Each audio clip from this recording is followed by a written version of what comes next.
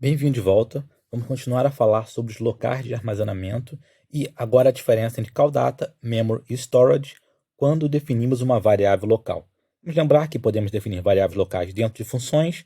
Se for uma variável do tipo referência, como string, entre o tipo da variável e o nome da variável, nós temos que colocar aonde está essa referência. Se ela está na call data, na memory ou na storage.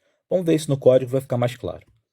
Vamos começar aqui um novo contrato, contract storage, e aqui eu vou criar uma variável de estado do tipo string, chamado texto igual hello from storage, ponto e vírgula, e uma função simplesmente uma função de teste, e aí ela vai ter um parâmetro do tipo string, vou colocar aqui memory, por exemplo, ou call data, que seja.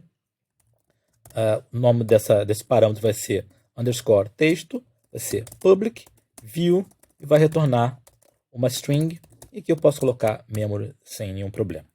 Então vamos agora declarar uma variável local.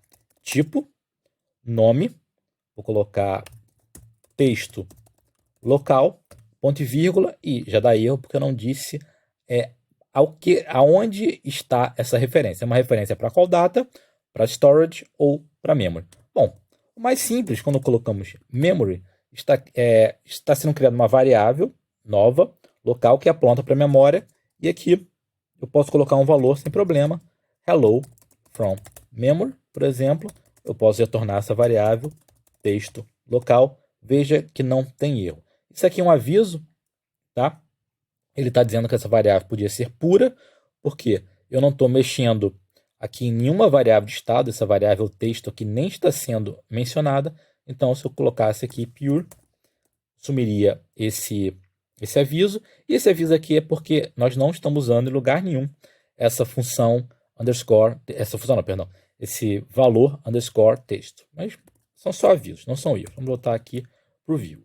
Outras opções são call data e storage. Vamos ver call data. Se colocarmos call data, isso aqui tem que ser uma referência a call data. Então eu não posso colocar um valor aqui, porque esse valor aqui está na memória. Então não faz sentido isso. Texto local, ele tem que apontar para a call data. E a call data, o que tem lá? Tem esse underscore texto. Então eu poderia vir aqui, colocar underscore texto.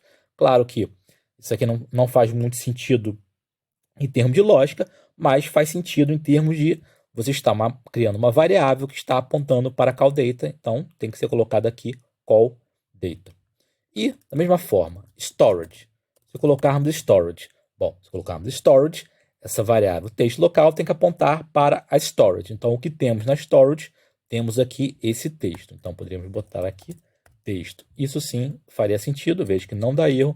Novamente, isso aqui só está dando um aviso que é underscore texto não está sendo usado.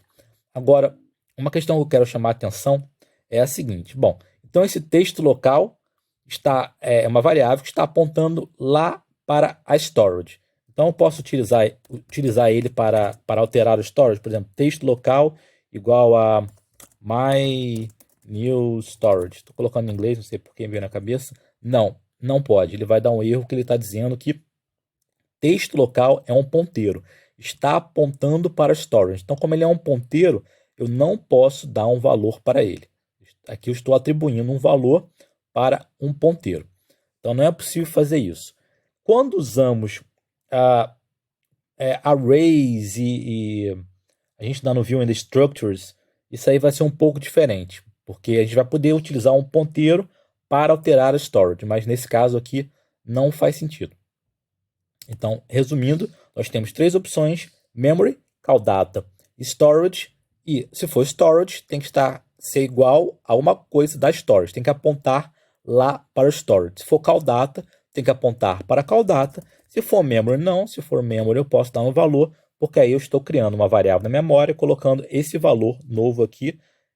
Este valor está na memória, então não há o menor problema de fazer isso.